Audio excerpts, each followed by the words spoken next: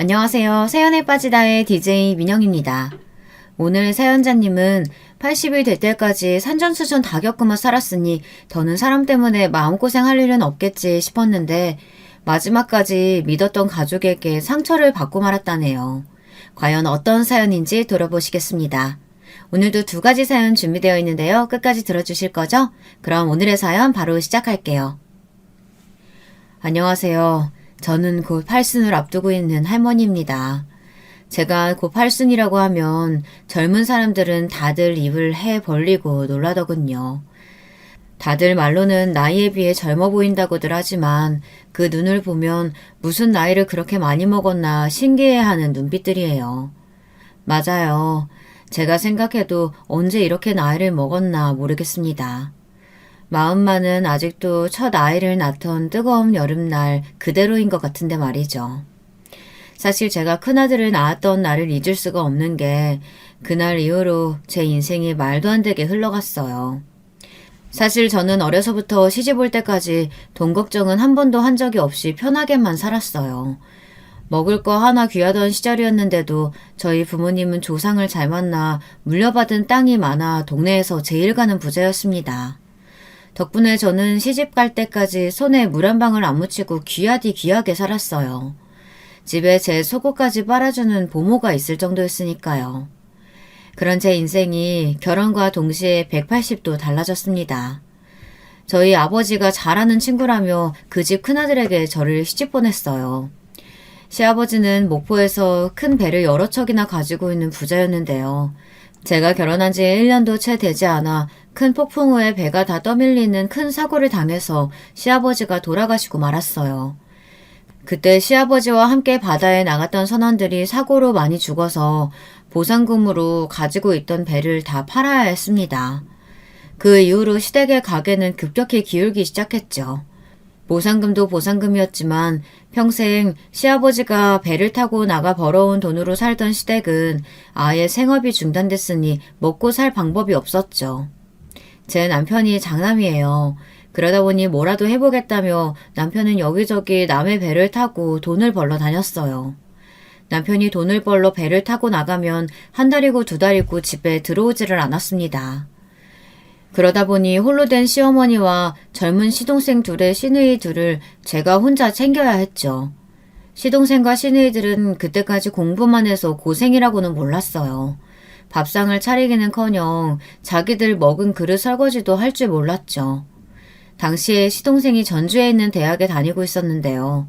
학비가 없어서 학업을 중단하고 집에 돌아왔습니다. 대학에 가기 전과 확연히 달라진 집안 사정에 시동생은 많이 힘들어했어요. 이미 공부하기는 글렀다고 생각했는지 시동생은 동생들만이라도 공부를 시키겠다고 여기저기 일자리를 알아보러 다녔습니다. 그런데 저라도 시동생을 말렸어야 했습니다. 평생 공부만 한 사람이 뭘 할 줄 안다고 내보내는 게 아니었어요. 시동생은 돈 벌러 동네 공장에 나갔다가 일주일도 되지 않아 그만 손가락을 2개나 잘라먹고 들어왔습니다. 정말 말 그대로 엎친 데 덮친 격이었어요. 그 일로 시어머니는 아예 정신줄을 놓고 말았습니다. 하루아침에 남편을 잃고 멀쩡한 장남도 배 태워 내보내고 똑똑한 차남까지 그렇게 돼버렸으니 그럴만했죠. 시어머니는 매일 밤 시아버지 이름을 부르며 눈물로 밤을 지새우셨습니다. 아이고, 이럴 거면 나도 데려가지. 내가 전생에 무슨 죄를 지어서 혼자 살아남아 이런 꼴을 보고 앉았을까.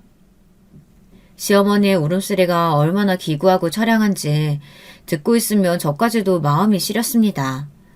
그래도 다행이었던 건 시어머니와 시동생의 소식을 들은 남편이 배를 탄 지 1년 만에 돌아왔다는 겁니다. 남편은 시어머니와 시동생의 모습을 보고 한참을 서럽게 울었어요. 그때 저는 남편에게 신신당부했어요. 무슨 일이 있어도 다신 배는 타지 말라고요. 아무리 힘들어도 가족끼리 붙어 있어야지 떨어져 사는 건 죽어도 못하겠다고 했습니다. 뭐든 같이 해서 노력하면 설마 살아있는 입에 거미줄 치겠느냐고 했습니다. 그때부터 저는 아주 억적같이 살았어요. 뭘 해도 남편 없이 사는 것보다는 나을 것 같아 돈이 되는 일은 뭐든 했습니다. 저는 동네 시장에 나가 나물이며 생선이며 뭐든 팔았어요. 한 푼이라도 더 벌어야 시동생들 학교도 보내고 시어머니 고기 반찬도 해드리니까요. 그러던 중 작은 사고가 있었어요. 남편이 동네 아저씨들을 따라 일하러 나갔다가 다친 거예요. 다행히 심각한 사고는 아니었지만 다리를 다쳐 한 달 정도는 일을 못 나가게 됐죠. 많이 다치지 않아 다행이었지만 하루 벌어 하루 사는 집 살림에는 큰일이었어요. 그때가 제 인생에 가장 힘들었던 시기입니다. 마침 제가 큰아이를 임신했을 때인데 배가 불러 움직이기도 힘든 상태로 매일 시장에 나가 장사를 했습니다. 어쩔 수 없었어요. 당장 나가서 돈을 벌 수 있는 사람이 저밖에 없었으니까요. 그러던 중에 하루는 제가 하혈하고 시장바닥에 쓰러져서 병원에 실려갔어요. 병원에서는 난리가 났습니다. 이 무더운 날 만삭의 임산부가 무거운 짐을 들고 날랐으니 당연한 일이라고요. 하마터면 애고 산모고 다 위험할 뻔했답니다. 그때 연락을 받고 병원에 온 친정 부모님께서 난리가 나셨습니다. 그때까지도 제 상황을 친정에 한 번도 말씀드리지 않았거든요. 그랬으니 친정 부모님은 제 몰골을 보고 깜짝 놀라셨죠. 저야 진작에 친정에 찾아가고 이야기하고 싶었지만 그럴 수가 없었어요. 시어머니와 남편이 그러지 말라고 했거든요. 시집 왔으면 우리 집 귀신인데 힘들다고 쪼르르 친정에 달려가면 친정 부모님이 얼마나 걱정하시겠니? 그건 절대 안 된다. 우리 집 일인데 우리가 알아서 해결해야지. 안 그래도 아버지 돌아가셨을 때 장인어른 장례며 장지 구하는 것까지 다 도와주셔서 내가 얼마나 죄송했는데 이제 와서 딸 앞장세워 도와달라는 말은 난 죽어도 못해. 저는 밥도 굶게 생긴 마당에 자존심이 다 무슨 소용인가 싶었지만 남편이나 시어머니 말을 거스르고 친정에 갈 수는 없었습니다. 요즘 젊은 사람들이야 절대 이해하지 못하겠지만 제가 젊었던 그 시절엔 여자가 시집가면 시댁 사람이었어요. 시부모님 말이라면 똥이 된장이라도 퍼먹어야 할 판이었죠. 저 나름대로는 버틸 만큼 버텼다고 생각했습니다. 더는 저도 힘들어서 안 되겠더군요. 저는 병원에 오신 친정 부모님께 시댁 사정을 말씀드리고 작은 가게라도 차리게 좀 도와달라고 말씀드렸어요. 친정 부모님은 당연히 난리가 나셨습니다. 이 지경이 될 때까지 왜 말을 하지 않았냐고요. 저는 할 말이 없었어요. 제가 생각해도 염치가 없었으니까요. 그래도 비빌 언덕이 있다는 것만으로도 천만다행이었습니다. 그 몸으로 장사는 무슨 장사야? 우선 이 돈으로 김서방한테 할 수 있는 일부터 빨리 찾아보라고 해. 너는 절대 나설 생각하지 말고 네 몸이나 추스러. 친정아버지는 곧바로 은행에 가서 현금으로 1,000만 원을 찾아 제게 딱하니 주셨어요. 당시 1,000만 원이면 서울의 작은 아파트도 한 채 살 수 있는 돈이었습니다. 저와 남편은 그 돈을 가지고 동네의 창고란 창고는 다 알아보고 다녔습니다. 저희 식구가 자그마치 6이에요. 앞으로 아이가 태어나면 걷어먹일 가족은 계속 늘어나죠. 작은 구멍가게로는 답이 없었어요. 남편이 평소 배를 타며 제게 한 이야기가 있었는데요. 생선을 많이 잡아도 생선이 워낙 잘 상해서 빠른 시일에 팔아야 한다고요. 돈만 있으면 냉동 창고를 사서 생선이며 해산물을 냉동해 팔고 싶다고 했습니다. 그럼 외국에 보내기도 쉽다고요. 저와 남편은 친정아버지가 준 돈을 가지고 다 무너져가는 공장을 하나 인수해 냉동 창고를 만들었습니다. 그리고 남편이 아는 배에서 들어오는 생선이나 해산물들을 손질해서 냉동해서 전국 각지로 보내는 일을 했어요. 저와 남편의 계획은 대성공이었습니다. 처음엔 전국으로 보내던 해산물을 나중에는 일본 수출까지 성공해서 대박이 났습니다. 돈이 돈을 번다고 수입이 늘어날 때마다 수출 품목을 늘렸는데 그만큼 수입이 배로 늘었어요. 저는 그래서 제 아들이 태어나던 날을 잊지 못해요. 가만히 있어도 등에서 땀이 날 정도로 더운 날이었는데 남편이 서울에 거래를 뚫었다면서 신이 나서 병원에 달려왔거든요. 제 큰아들이 복덩이예요. 큰아들이 태어나고 나서 저희 사업이 대성공을 이뤘으니까요. 그때부터 제 인생은 탄탄대로였습니다. 저는 남편과 사업을 늘려 목포에서 완도까지 해산물 사업으로 이름을 날렸습니다. 자식도 셋이나 낳고 다복하게 살았어요. 저희가 번 돈으로 시동생들 공부도 다 시키고 시집 장가까지 다 보냈습니다. 정신이 성치 않은 시어머니 부양까지 다 하고요. 시어머니가 돌아가실 때 그 정신없는 양반이 저에게 우리 집에 며느리로 들어와줘서 고맙다고 저를 꼭 안아주셨어요. 저도 이제 80이 된 나이인데도 아직도 그날의 기억이 생생하답니다. 제가 이 정도로 먹고 살게 된 데에는 다 친정 부모님 덕분이니 저와 남편은 친정에도 잘했어요. 나중에는 친정 아버지가 은퇴하시며 저희 사업에 투자를 해주셔서 사업 규모는 점점 더 커졌습니다. 저는 그렇게 평생을 정신없이 살았어요. 돈만 버느라 시간이 가고 나이 드는 것도 모르고 살았습니다. 어느새 자식들이 다 장성해서 시집 장가까지 모두 다 갔습니다. 이렇게 보면 제가 고민 하나 없을 것처럼 보이지만 저에게도 고민 한 가지가 있었습니다. 저나 남편이나 둘 다 돈 버는 재주는 있어도 자식 키우는 능력은 없는지 자식들이 영 부실해요. 저는 나름대로 열심히 키운다고 키웠는데 많이 부족했나 봅니다. 저에게는 아들 둘과 딸 하나가 있는데요. 큰아들과 둘째 아들은 제 사업을 물려받기 위해 함께 일하고 있고 딸은 피아노를 전공해서 대학에 강사로 나가고 있어요. 겉으로 보기엔 다들 멀쩡해 보이지만 속이 그렇지가 않습니다. 하나같이 부실해서 걱정이 이만저만이 아니에요. 어릴 때부터 셋이 얼마나 치고받고 싸우는지 하루도 바람잘 날이 없었습니다. 한 번은 딸애가 사고를 쳤어요. 수능시험을 치자마자 저에게 상의도 안 하고 혼자 서울 강남에 있는 병원에 가서 성형수술을 했더라고요. 도대체 어떻게 된 애가 그런 중요한 일을 부모와 상의도 안 하고 결정한답니까?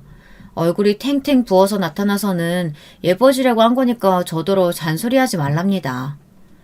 이제 20살도 안 된 애가 얼굴을 그렇게 만들고 와서는 뭐? 잔소리하지 마? 너 도대체 무슨 돈이 있어서 그 비싼 강남에 가서 수술을 했어? 제가 돈은 많아도 자식들에게 돈을 마구 퍼주는 사람은 아니에요. 어려서부터 버릇 잘못 들을까봐 다른 애들이랑 비슷하게 항상 용돈만 줬습니다. 막내 딸내미는 안 그래도 누뚱이라 남편이 오냐오냐 하거든요. 저는 또 남편이 저 모르게 돈을 줬나 싶어 딸을 추궁했습니다. 제가 준 용돈으로 성형수술을 하기에는 턱없이 부족할 테니까요. 그런데 성형하라고 돈을 준 건 남편이 아니라 바로 큰아들이었습니다. 오빠한테 내가 돈 좀 빌렸어. 이자만 주면 오빠가 병원도 같이 가주고 돈도 빌려준다고 해서. 정말 기가 막히고 코가 막혔습니다. 오빠라는 자식이 자기 여동생한테 성형하라고 부추기고 돈을 주고 이자를 받기로 했다네요. 저는 그 길로 큰아들 놈을 잡아서 등을 갈겨줬어요. 네 놈이 사채업자야? 여동생한테 돈 빌려주고 이자 받게? 도대체 정신이 있니 없니? 명색이 창남이라는 놈이 이 모양이니 엄마가 누굴 믿고 일하겠어? 엄마도 딸 얼굴 봤으면 알 거 아니야. 저렇게 못생겼는데 나중에 시집이나 가겠어? 한 살이라도 어릴 때 뜯어고치는 게 낫지. 아들놈은 일찍이 제 회사에서 일을 배우고 있었어요.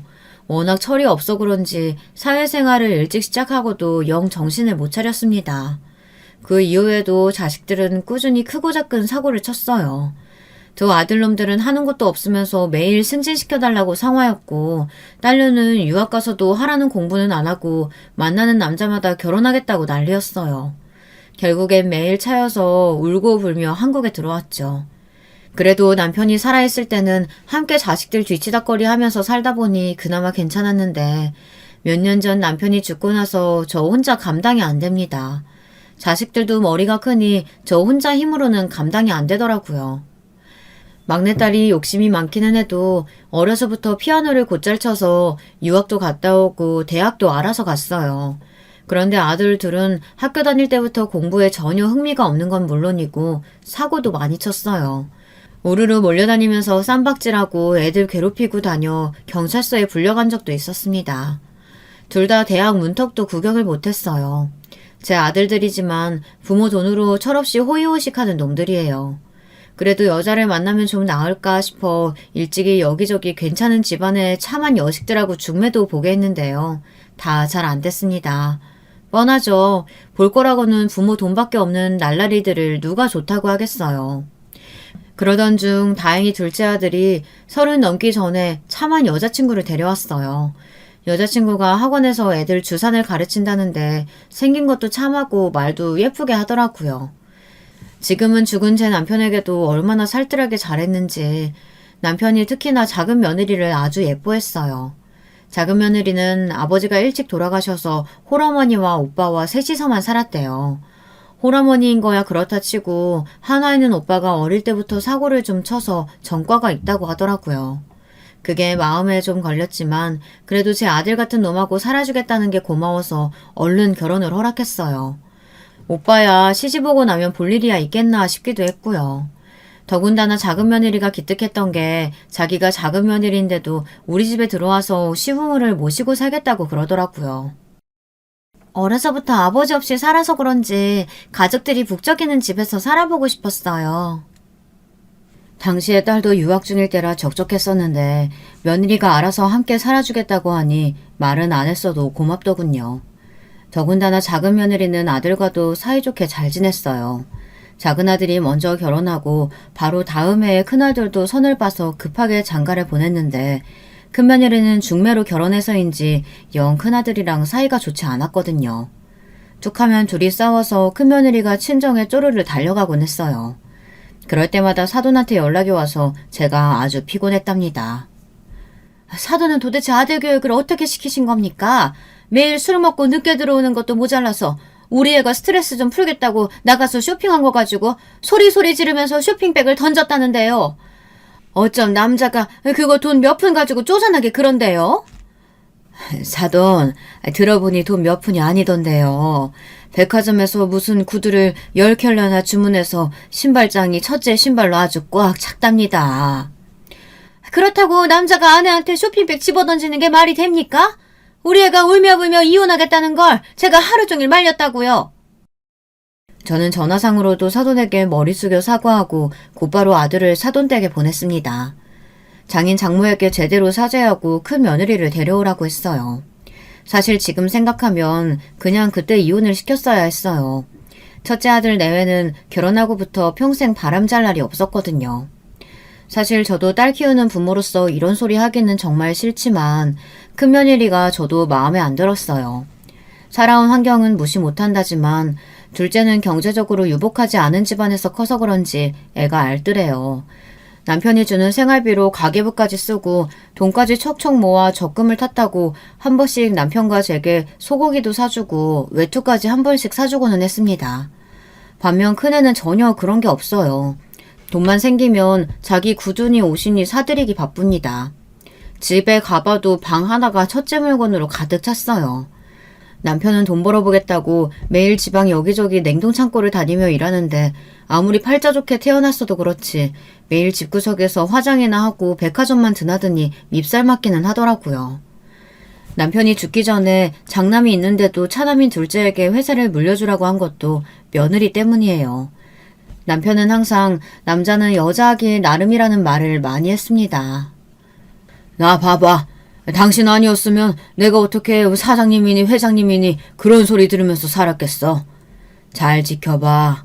우리 작은 며느리가 아마 당신만큼은 못해도 우리 작은 아들 놈 내조는 아주 기가 막히게 할 테니까. 남편은 둘째 며느리라면 자다가도 일어나 칭찬하기 바빴어요. 사실 남편 말이 맞아요. 제 아들놈이지만 작은 아들놈은 나이가 들어도 영 답답하고 아주 속이 터지는데 그런 놈을 둘째 며느리는 항상 받아주며 내조를 잘했거든요. 그런데 그런 작은 며느리가 웬일로 작은 아들과 언성을 높이는 일이 있었어요. 결혼하고 몇 년 동안 그런 일이 없었는데 하필이면 명절날 온 식구가 다 모여있는데 방 안에서 소란스럽더라고요. 저는 무슨 일인가 했습니다. 이야기를 들어보니 작은 며느리가 아들 모르게 돈을 좀 빼돌렸나 봐요. 아들이 생활비로 주는 돈에서 일부 적금을 들고 있는 줄 알았는데 그 적금 중 일부가 알고 보니 며느리가 오빠에게 보내고 있었더라고요. 그 일로 아들과 티격태격 했는지 아들이 저에게 하소연을 했습니다. 계속 몰랐으면 어쩔 뻔했어요. 안 그래도 혼자 사시는 장모님 매일 걱정된다고 해서 갈 때마다 용돈에 병원비에 다 드리고 오는데 이제는 나 모르게 돈까지 빼돌려서 사기꾼 형님한테 보내고 있었다니까요. 당신 말대로 사기꾼이라 전과가 있어서 어디 제대로 취직도 못하고 사람 구실도 못하고 샀는데 그럼 어떡해. 나라도 도와줘야지. 그렇다고 말도 안 하고 돈을 빼돌려? 남편까지 속이는 사람을 어떻게 믿고 돈을 맡겨? 저는 우선 아들부터 진정시키고 며느리와 이야기를 나눴습니다. 며느리 말이 결혼하고 지금까지 계속 돈을 빼돌린 거는 아니라네요. 최근에 오빠가 힘들다고 연락이 와서 처음 보내준 거래요. 며느리 오빠가 어머니랑 같이 살고 있는데 취직이 안 돼서 돈이 한 푼도 없나 봐요. 명절인데 고기 살 돈도 없다고 했답니다. 이래서 여자도 집안에 보고 드려야 한다니까요. 원래 없이 산 사람들이 음흉해서 뒤로 무슨 짓 할지 몰라요, 어머니. 동서 이런 것도 모르고 착하다고 얼마나 칭찬하셨어요? 사람은 다 겪어봐야 안다니까요. 항상 둘째 며느리에게 샘을 부리던 큰 며느리가 이때다 싶었는지 아주 흠을 잡더라고요. 첫째 네가 뭘 한다고 나서 그래봐야 네가 백화점 가서 한 번 쇼핑하는 돈보다 적은 돈이야. 둘째 너 아무리 화가 나도 그렇지 식구들 다 있는 앞에서 아내한테 그런 소리 하면 어떡해. 오늘은 명절이니까 넘어가고 다음에 다시 이야기하자. 저는 그 순간에도 제 자식보다 둘째 며느리가 더 걱정됐습니다. 착하고 마음 여린 애가 식구들 앞에서 그런 소리를 들었으니 상처받을 것 같아서요. 길지는 않지만 몇 년 동안 제가 옆에서 지켜본 바에 의하면 둘째가 절대 작정하고 그런 짓을 한 애는 아니에요. 첫째면 몰라도요. 제가 둘째 편을 드는 것 같아 서운했는지 아들들과 큰며느리는 입술을 삐죽 내밀며 궁시렁거렸습니다. 그날 저녁 제 방에 온 둘째 며느리는 펑펑 울면서 친정 이야기를 했어요. 엄마가 허리도 아프고 무릎도 계속 아픈데 계속 돈을 벌어야 하니까 새벽마다 식당에 나가서 일하시거든요. 오빠도 그런 엄마 보는 게 속상하니까 뭐라도 해보려고 하는데 잘 안 되나 봐요. 이러다가 오빠가 또 나쁜 사람들하고 어울릴까 봐 걱정돼서 제가 조금이라도 보태준 거예요. 몰래 그런 짓 해서 죄송해요, 어머니. 둘째 며느리가 손까지 덜덜 떨며 머리를 조아리고 죄송하다고 말하는데 제가 다 얼굴이 뜨겁더군요. 며느리가 그깟 돈 친정에 좀 줬다고 화를 낼 일인가 싶었어요. 저는 둘째 며느리가 너무 안쓰럽더군요. 죄송하긴 뭐가 죄송해. 둘째 네가 나랑 너희 시아버지한테 하는 것만 해도 월급으로 환산하면 얼만데. 앞으로는 걱정하지 말고 내가 따로 챙겨줄 테니까 꼭 사돈께 드려. 식당 일은 하시지 말라고 하고. 작은 며느리는 말도 못하고 주저앉아 펑펑 울었습니다. 저는 그런 작은 며느리가 이해됐어요. 본인이야 결혼해서 돈 걱정 없이 살고 있지만 친정엄마랑 오빠가 아직 자리를 못 잡고 힘들게 살고 있으니 마음이 불편할 게 당연했죠. 방법이 잘못되기는 했지만 그래도 그렇게라도 오빠를 도와주고 싶었던 마음은 이해합니다. 저는 그때 일로 며느리가 안쓰러워 아예 작은 며느리 친정에 돈을 조금 줬습니다. 예전에 저희 친정아버지가 제게 해주신 것처럼요. 큰 돈은 아니지만 그래도 작은 가게라도 할 정도는 돼요. 생각 없는 작은 아들은 왜 그렇게까지 해주냐고 난리를 쳤지만 저는 그런 소리 해대는 아들을 나무랐어요. 이 멍청한 놈아. 사기꾼이라도 너한테는 형님인데 집안의 큰아들이 그래도 먹고 살아야 사돈도 부양을 할 거 아니야. 네 아내가 언제까지 사돈 걱정하게 할 거야? 네가 사위면 너도 신경 써야지. 저는 이래저래 작은 며느리를 생각해서 도와준 겁니다. 사돈이 마음 편히 살아야 며느리도 마음이 놓일 것 같아서요. 그 이후로 작은 며느리는 저와 남편에게 더 잘했습니다. 그렇게 신경 쓰지 않아도 된다고 해도 항상 먹을 거며 입는 거며 살뜰하게 챙겼어요. 얘가 얼마나 생각이 깊은지 계절이 바뀔 때마다 말하지 않아도 집안 정리도 다 알아서 하고 저나 남편 옷까지 새로 사서 깨끗하게 옷장에 넣어주고는 했습니다. 먹는 것도 남편이 당뇨에 고혈압이 있었는데 아내인 저도 신경 안 쓰는 걸 며느리인 둘째가 항상 식단이며 약이며 알아서 챙겨줬어요. 매일 새벽마다 새벽세장에 나가서 가장 신선한 채소랑 과일을 사서 아침마다 출근하는 남편에게 녹즙을 내려줬어요. 점심에 드시라고 도시락까지 만들어주고요. 그러면서도 사소한 생색 한 번 낸 적이 없습니다. 첫째 며느리는 지나가다가 떡만 조금 사와도 자기가 제일 유명한 가게에서 줄 서서 사온 거라고 연신 말하는데 둘째는 평생 그런 소리를 한 번 안 했어요. 사실 첫째 며느리가 떡을 사오면 무서웠습니다. 시댁에 일절 신경 안 쓰는 애가 갑자기 나타나면 항상 저나 남편에게 할 말이 있어서 오는 거거든요. 당시에 제가 허리가 좀 안 좋아서 몇 달을 집에서 쉬고 있었어요. 회사에는 남편도 있고 어쨌든 아들이 둘씩이나 있으니 오랜만에 아프다는 핑계로 쉬어보는 거였습니다. 그런데 그날 또 첫째 며느리가 백화점에서 산 비싼 약과라며 환가를 사왔어요. 저는 웬일이냐고 물었죠. 그러자 첫째가 저한테 허리는 괜찮으시냐고 안부도 안 묻고 곧장 자리에 앉자마자 한다는 소리가 기가 막혔습니다. 어머니, 시내에 있던 상가 건물 허문 거 보셨어요? 저랑 그이가 몇 년 전부터 그 자리를 계속 보고 있었는데 마침 그 자리가 떡하니 부동산에 나왔더라고요. 그 자리 고급스럽게 백화점 하나 지으면 정말 좋을 것 같은데 어머님이 투자 좀 해주시면 안 돼요? 제가 다 안 듣는 것 같아도 며느리나 아들들이 하는 이야기는 항상 귀를 쫑긋하고 듣고 있어요. 이 자식들이 언제 또 헛소리 할지 모르니까요. 그런데 역시나 제 예상대로 큰며느리가 또 말도 안 되는 소리를 하더군요. 얼마 전부터 신화에 백화점 하나 지으면 잘 될 것 같다고 그렇게 노래를 부르더니 결국은 자기가 하고 싶다는 소리였어요. 당시에 저랑 남편이 슬슬 해산물 수출일은 아들들에 맡기고 노후 준비를 위해 투자를 생각하고 있었는데요. 건물이나 땅을 사려고 알아보고 있었죠. 그런 저희 생각을 알고 있던 큰며느리는 여우같이 때를 맞춰 백화점 이야기를 꺼낸 겁니다. 저는 큰며느리 하는 꼴이 얄미워서 단번에 싹 잘랐어요. 일부러 며느리가 들고 온 한과를 발로 차며 소리쳤습니다. 너희들이 백화점에서 물건을 사보기만 했지 뭘 한다고 백화점을 해? 저는 아픈 허리를 부여잡고 힘껏 소리쳤어요. 사업의 사자도 모르는 것들이 제 돈으로 백화점 사장 요리를 할 심산인 게 너무 보여서요. 저번에 저희도 다 들었어요. 아버님이랑 어머님 회사 서방님한테 주시려고 하시는 거잖아요. 그럼 우리 그 애는 명색의 장남인데 동생한테 치워서 어떻게 먹고 살아요. 어머님이 장남도 책임져 주셔야죠. 큰며느리는 억지를 부렸습니다. 아직 둘째에게 회사를 물려준 것도 아닌데 자기들은 찬밥 심세라며 하소연을 하더라고요. 장남을 이렇게 홀대하는 경우가 어디 있냐고요. 저는 자식들끼리 부모 돈 가지고 싸우고 재산 상속으로 칼분이 난다는 뉴스들을 보면서 남의 얘기가 아니겠구나 생각했어요. 제가 키운 아들놈들을 보고 있으면 저놈들은 나랑 남편을 부모가 아니라 은행으로 생각하는구나 싶을 때가 많았거든요. 제가 이기적인지는 몰라도 그래서 며느리나 사위만은 제대로 정신 박힌 애들이 들어오길 바랬어요. 내 자식들이 아무리 못난 짓을 해도 옆에서 가르치고 혼내줄 배우자들일요.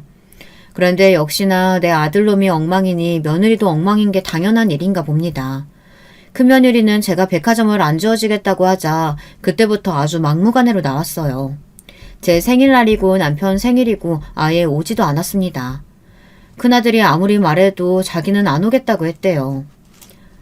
윤석이 엄마가 백화점 힘들면 회사라도 나한테 불려달래. 아니면 며느리 노릇도 안 하고 나랑 이혼하겠대. 아들 이야기를 들어보니 큰며느리는 애초에 우리 집안만 보고 제 아들과 결혼한 거랍니다. 제 아들이 인물도 없고 배운 것도 없이 무식한데 오로지 우리 집 돈만 보고 장남이라는 소리에 미래를 생각해서 꾹 참고 시집 온 거랍니다. 저는 그 소리를 듣는데 너무 기가 막혀서 그러면 그냥 이혼하라고 했어요. 저도 돈만 밝히는 며느리는 필요 없다고요. 그리고 큰아들도 아예 회사에서 나가라고 했습니다. 지금까지 내 아들이라고 참고 받아준 거지 능력이 있어서 데리고 있었던 건 아니니까요.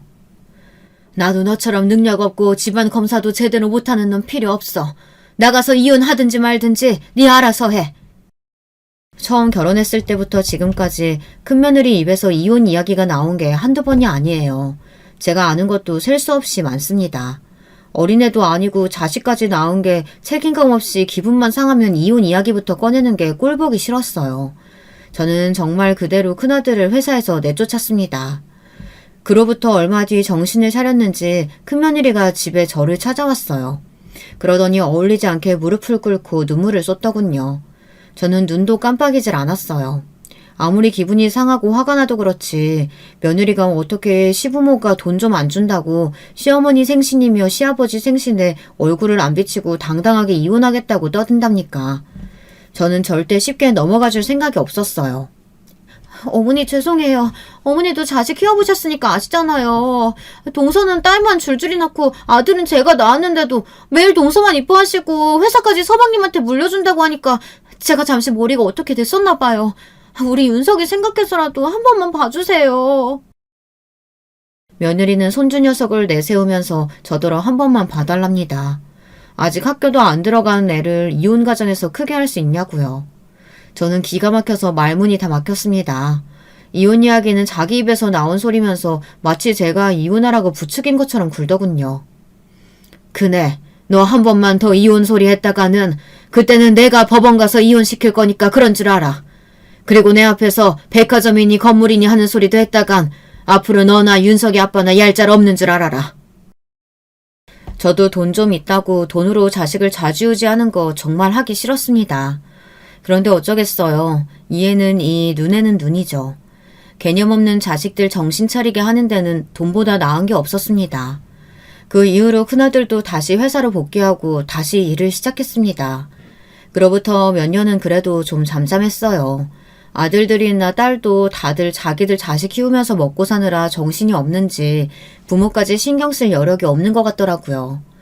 그제서야 저랑 남편 둘 다 드디어 자식들에게서 좀 해방이 되나 보다 했습니다. 그때쯤 되니 저나 남편이나 둘 다 나이를 먹어 몸이 하나둘씩 고장이 나기 시작하더군요. 남편은 젊어서도 당뇨랑 고혈압 약을 달고 살아서 환갑이 지나자마자 병원 신세를 지기 시작했어요. 약도 먹고 꾸준히 운동도 하는데도 자꾸만 다리에 혈관이 막혀 1년에 한 번씩 뚫어주는 시술을 받으러 다녔습니다. 그때마다 둘째 며느리가 고생했어요. 제가 가도 된다고 하는데도 항상 본인이 나서서 남편을 병원에 데리고 다녔어요. 자식이 셋이나 있는데도 둘째 며느리 하나가 훨씬 더 저나 남편에게 잘했죠. 제가 요즘 애들일에 엄마일에 정신이 없어서 어머님 아버님께 너무 소홀했어요. 이거라도 하게 해주세요. 그래야 제 마음이 편해요. 아이고, 그걸 말이라고 하니? 너는 이미 며느리로서 넘치게 우리한테 잘했어. 우리 걱정 말고 애들이랑 어머니 잘 챙겨라. 우리 둘째 며느리는 정말 버릴 게 하나도 없어요. 얼마나 예쁘면 제가 우리 둘째 며느리 똥도 금이라고 말하고 다닐 정도입니다. 제 딸보다도 훨씬 더 진짜 제 딸 같았죠. 그맘때 손녀가 서울로 대학을 가게 돼서 둘째 며느리가 서울에 왔다 갔다 하느라 바빴거든요. 손녀 지낼 집도 구하고 다니느라요. 거기다 둘째 사돈이 유방암에 걸려서 병원에 왔다 갔다 하느라 둘째 며느리가 정신이 없었습니다. 그 와중에도 제 남편 병원에 데리고 가겠다고 저랑 그렇게 실랑이를 했다니까요. 우리 둘째 며느리는 정말 대단해요. 아이들까지 얼마나 잘 키우는지 딸 둘을 다 서울에 있는 명문대에 떡하니 보냈습니다. 더 대단한 건 둘째 아들도 자식들이 생기고 나니 많이 변했다는 겁니다. 어느새 나이 들어 딸 둘 아빠가 되더니 흔히들 요즘 말하는 말로 딸바보가 따로 없었죠. 젊어서는 매일 친구들하고 어울려 놀기 좋아하고 이 모임 저 모임 다니느라 매일 술독에 빠져 살더니만 소녀들이 태어나고 나서는 둘째 아들 놈이 칼같이 퇴근해서 집에 오더라고요. 자기 새끼 예뻐서 매일 물고 빨고 주말이면 나들이를 다니는데 부모로서 그 모습만큼 보기 좋은 장면이 없었습니다. 이게 다 둘째 며느리 덕분이에요. 그러던 중 둘째 며느리에게 속상한 일이 생겼는데요. 둘째 사돈이 유방암 치료를 받는 중에 다른 장기로 자꾸 전이가 돼서 상황이 좋지 않았습니다. 병원에서 마음의 준비를 하라고까지 이야기했대요. 지난 몇 년 동안 둘째 며느리가 사돈 걱정하느라 얼마나 마음고생했는지 가장 잘 아는 저로서는 마음이 찢어질 것 같았습니다. 그 밝고 착한 애가 하루가 다르게 살이 빠지고 말라가는데 제 속이 다 속이 아니더군요. 저는 안 되겠다 싶어 둘째 며느리를 불렀습니다. 지금까지 내 욕심에 너 데리고 살았지만 나도 사람인지라 매일 사돈한테 미안하고 죄송스러웠어. 이렇게 착한 딸 키워서 남한테 보냈으니 얼마나 매일 안타깝고 걱정될까 싶어서. 이제 와서 이러는 것도 죄송하지만 지금부터라도 어머니 곁에 있어드려. 우리 걱정은 하지 말고. 진심이었습니다. 사실 지난 20년 동안 둘째 며느리 수발 다 받아가며 살면서 저도 염치라는 게 있는데 항상 둘째 사돈에게 죄송스러운 마음이 있었어요. 그깟 돈 좀 준다고 딸을 힘들게 부려먹고 있으니 마음이 편치만은 않았습니다. 하지만 둘째 며느리가 너무 예쁘고 좋아서 저도 계속 욕심내고 있었어요. 하지만 이대로 있다가는 둘째도 저도 후회할 것 같아 이제라도 어머니께 보내주기로 했습니다. 둘째는 연신 괜찮다고 했지만 제가 마음이 좋지 않아 둘째와 사돈이 지낼 만한 곳을 구해줬습니다. 병원에서도 가깝고 시설도 깨끗한 곳으로요. 언제가 될지 모르지만 사돈이 돌아가시기 전까지만이라도 딸이랑 편하게 사셨으면 해서 제가 둘째 며느리에게 선물로 집을 줬어요. 제가 지금까지 둘째에게 받은 거에 비하면 턱없이 작지만 꼭 해주고 싶었습니다. 둘째, 너도 지금까지 시부모 모시고 살면서 애들 키우느라 고생했는데 지금부터라도 마음 편하게 먹고 좀 쉬어. 다른 생각은 하지 말고 사돈 곁에 있어드려. 둘째 며느리가 감사하다며 펑펑 우는데 정말 저도 마음이 울컥했습니다. 피 한 방울 안 섞인 남이라도 20년 넘게 같이 살다 보니 진짜 가족이 됐는지 둘째 며느리는 눈만 마주쳐도 마음이 울컥울컥했어요. 그러던 어느 날이었습니다. 둘째 사돈이 돌아가시고 얼마 되지 않아 제게도 일이 생겼습니다. 사람 일이라는 게 참 한치 앞을 모르겠더군요. 남편이 지병이 있어 매일 골골하다 보니 남편 건강만 신경 쓰느라 정작 제 건강을 놓치고 있었나 봐요. 건강검진을 했는데 대장 쪽에 뭔가 이상한 게 보인다며 정밀검사를 해보자고 하더군요. 그 일로 집안이 발칵 뒤집혔어요. 지금까지 살면서 감기 한 번 제대로 걸린 적 없는 제가 몸에 문제가 있다고 하니 남편부터 자식들까지 걱정을 하더라고요. 특히나 큰며느리 하는 소리가 어이가 없었어요. 이게 다 동서 때문이잖아. 동서 있을 땐 이런 일 없었는데 동서가 나가자마자 동서가 안 챙기니까 바로 어머님 건강에 문제 생긴 거 아니야. 그게 무슨 말 같지도 않은 소리야. 둘째가 지금까지 나랑 네 시아버지 모시면서 얼마나 고생을 했는데 그런 소리를 해. 정말이지 나이가 들어 또 철딱선이 없는 큰며느리 때문에 제가 골치가 아플 지경이었어요. 그 말에 신경이 쓰였는지 둘째가 다시 집으로 들어오겠다는 소리까지 했어요. 저는 한사코 거절했습니다. 젊어서도 저야 힘이 있으니 애들도 봐주고 집안일도 도와가며 같이 했지만 이제 저나 남편이나 둘 다 늙어서 아플 일만 남았는데 평생 시부모 모시고 친정어머니 병간호하느라 고생한 둘째에게 저까지 짐이 되고 싶지는 않았어요. 이제야 소녀들이랑 여행도 다니고 마음 편하게 사는 애를 또 고생시킬 수는 없었습니다. 내가 돈이 있는데 무슨 걱정이야. 사람 쓰고 병원 갈 일 있으면 간병인 쓰면 되니까 걱정하지 마라. 저는 큰며느리에게 괜한 소리 하지 말라고 신신당부를 했어요. 그런데 조직검사 결과가 좋지 않았습니다. 제가 대장암 판정을 받았어요. 그 이후로 저는 항암을 받고 방사선 치료받느라 하루하루 쇠약해졌습니다. 암이라는 게 참 모진 병이더군요. 계속 암 환자라는 꼬리표를 달고 사느라 아무것도 못하고 병원에만 매일 드나들면서 간신히 생명을 연장하면서 사는 거였어요. 저는 5년이 넘게 투병했습니다. 좀 좋아졌다 싶으면 전이가 돼서 또 수술하고 그러다가 또 안 좋아지면 항암하고 매일 병원에 살다시피 했어요. 그러던 중에 남편이 먼저 하늘나라로 가버렸습니다. 그때는 정말 너무 절망스러웠어요. 평생 돈만 버느라 둘이 아등바등 살아서 이제는 좀 마음 편히 살자 싶었는데 제가 암에 걸리는 바람에 남편이 제 병간호만 하다가 당뇨 합병증으로 저보다 먼저 가버렸어요. 이 현실이 믿기지 않아 저는 매일 눈물로 지새웠습니다. 밥도 먹고 싶지 않고 아예 살고 싶지도 않았어요. 건물이 몇 채씩 있고 동네에 웬만한 땅이 다 제 땅이면 뭐 하겠어요. 언제 죽을지도 모르는 팔자인걸요. 그런데 그때 믿기지 않은 일이 벌어졌습니다. 큰며느리가 어느 날 갑자기 제가 사는 집으로 이사를 들어왔어요. 작은 며느리도 아니고 큰애가 말이죠. 저는 도대체 얘가 무슨 바람이 불었나 했습니다. 그런데 큰며느리와 큰아들이 제 손을 꼭 잡고 안아주더군요. 지금까지 저희가 너무 철이 없었어요. 큰며느리인 제가 진작에 어머님이랑 아버님 돌봤어야 하는데 동서한테만 다 떠넘기고 모른 척해서 죄송해요. 이제라도 제가 정말 잘못일게요. 남편이 죽고 나서 큰아들 며느리가 깨달은 바가 많았나 봐요. 나이 들어서 매일 아파도 언제나 꼿꼿할 줄 알았던 아버지가 한순간에 사라져버리니 많이 힘들었다고 하며 제 앞에서 펑펑 울더군요. 그러더니 앞으로 저에게 잘하겠다고 했어요. 저는 마음이 이상했습니다.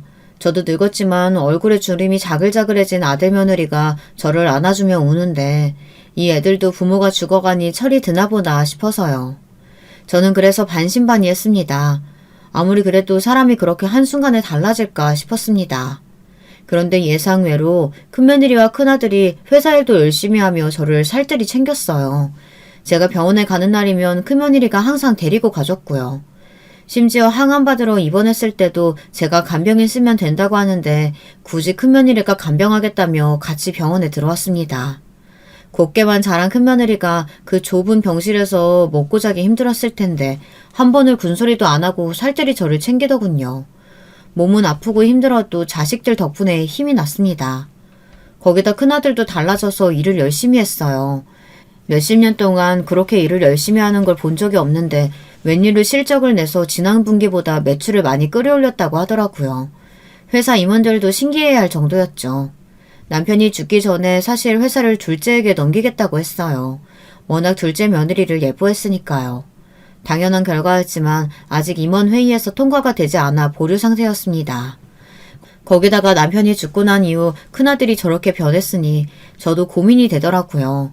정말 큰아들이 정신을 차린 건가 싶어서요. 그로부터 얼마 뒤 저희 집안에 폭풍우가 몰아쳤습니다. 상상도 할 수 없는 일이 벌어졌어요.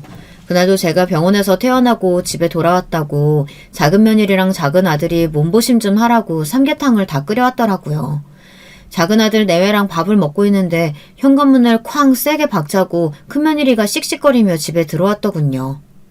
어머니, 이게 다 뭐예요? 제가 병원에 같이 들어가겠다는데 굳이 혼자서 들어가시겠다고 고집 부리시더니만 저희 등에 칼 꽂으시려고 그러신 거였어요?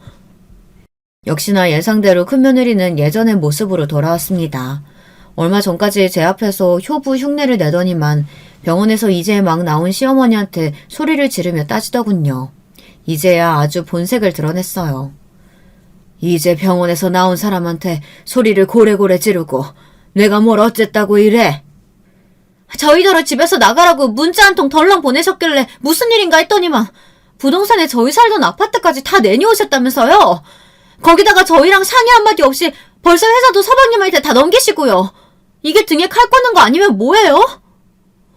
나는 원래 항상 선방을 날리는 편이라 어쩔 수 없었다.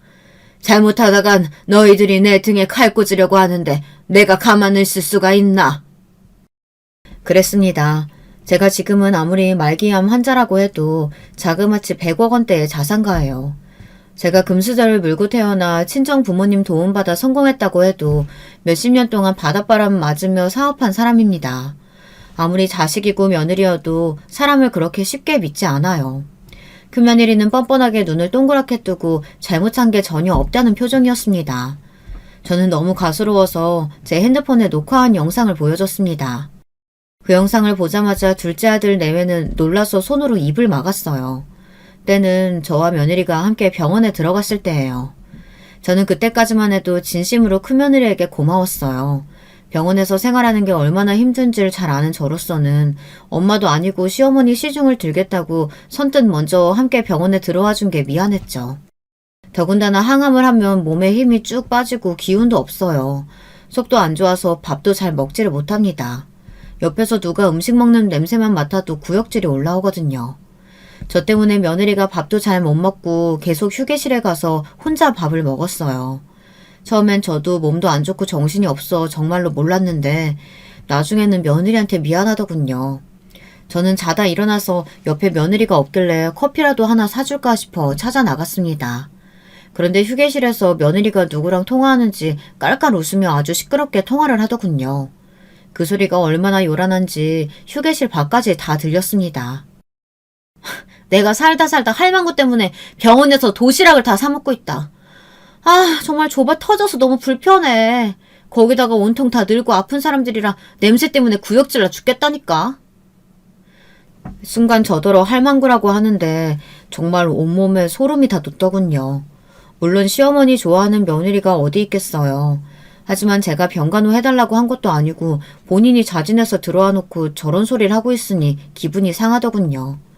저는 며느리가 또 무슨 소리를 할까 싶어 핸드폰부터 꺼내 영상을 찍었습니다. 나중에 큰며느리가 제 병간호를 했다고 식구들 앞에서 생색내면 보여줘야겠다 싶어서요. 그런데 그때 영상을 안 찍었으면 큰일 날 뻔했어요. 큰며느리의 만행을 보여줄 가장 큰 단서가 됐으니까요. 나라고 이러고 있고 싶겠어. 이렇게라도 해야 나중에 재산 분할할 때 큰 소리 좀 내지. 아휴, 생각만 해도 신난다. 우리 할망구 곧 뒤진데 그 많은 재산 두고 죽으려면 얼마나 억울할까? 내가 이날만 기다리고 그 재수없는 남편하고도 꾹 참고 산 거라니까. 나는 앞으로 평생 우리 할망구 재산 다 쓰고 죽어야지. 요즘 핸드폰은 참 좋아요. 영상도 영상이지만 목소리까지 아주 선명하게 잘 찍혔더군요. 아니 이걸 어떻게... 어떻게는 뭐가 어떻게? 내가 너같이 이기적이고 너밖에 모르는 년이 갑자기 집에 들어와서 나 모시겠다고 하고 병원 따라 들어간다고 했을 때부터 이상하다 생각했어. 너같이 능구렁이 같은 년한테 내 한 푼이라도 넘겨줄 줄 알아? 회사든 집이든 한 푼도 안 넘겨줄 테니까 그런 줄 알고 당장 이 집에서 나가. 어머니 왜 이러세요? 이건 그냥 제가 친구랑 통화하면서 허세 좀 부린 거예요. 절대 제 진심 아니라고요. 금며느리는 가만 보면 참 대단해요. 제가 녹화한 영상을 보고도 자기 진심이 아니라면서 아주 딱 잡아떼더군요. 어머니, 한 번만 다시 생각해주세요. 윤석이 아범도 요즘 회사 일 엄청 열심히 하잖아요. 매출도 작년보다 훨씬 더 올랐다니까요. 저는 미워도 장남인 아들이 그렇게 노력하는데 제발 한 번만 봐주세요. 아주 무릎만 안 꿇었지 손을 싹싹 빌더군요. 그때였어요. 작은 아들이 참다 도저히 안 되겠는지 한마디 하더군요.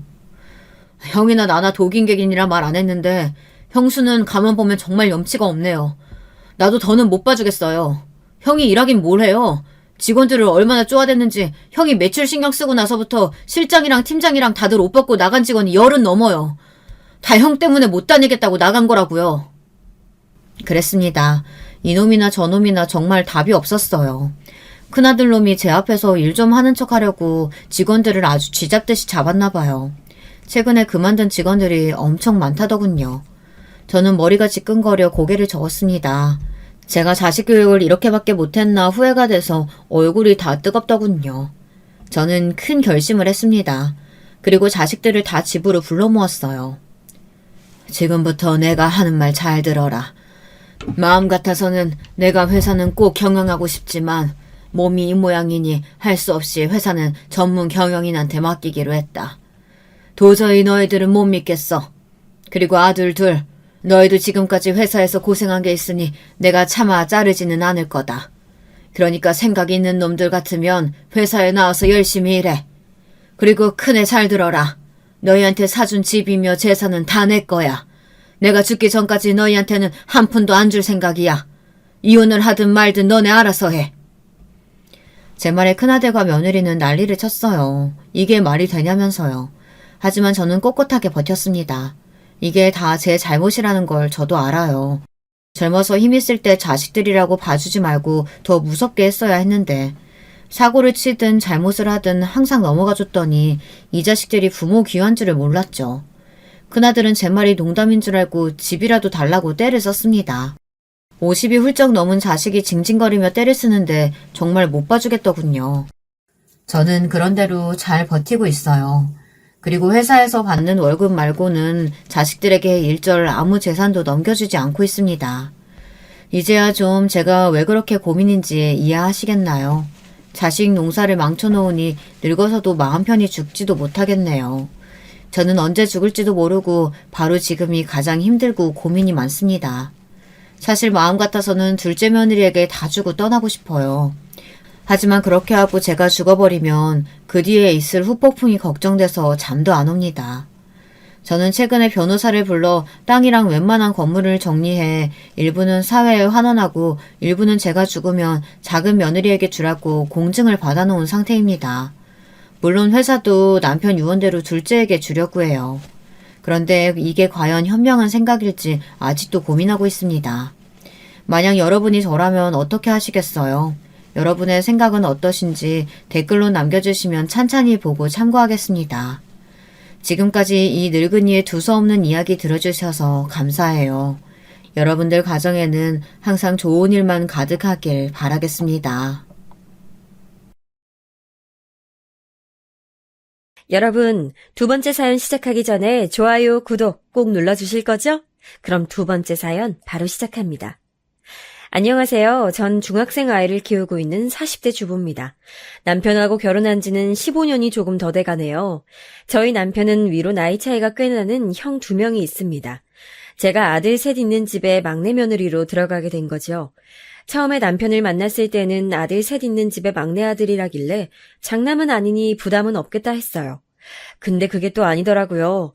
전 막내 며느리지만 첫째 며느리보다 더한 삶을 살았습니다. 무슨 일인가 궁금하시죠? 그럼 막내 며느리로서의 저의 삶, 지금부터 얘기해보려 합니다. 글솜씨 없지만 잘 들어주셨으면 좋겠습니다. 15년 전 가을, 저는 27살의 꽃다운 나이에 남편과 결혼하게 됐습니다. 남편과는 어릴 적부터 친하게 지내던 친구였는데 성인이 된 이후 연인으로 발전하게 된 케이스였어요. 어릴 적부터 친구였다 보니 학창시절에 남편 집에 몇 번 놀러간 적도 있어서 시어머니랑도 초면은 아니었죠.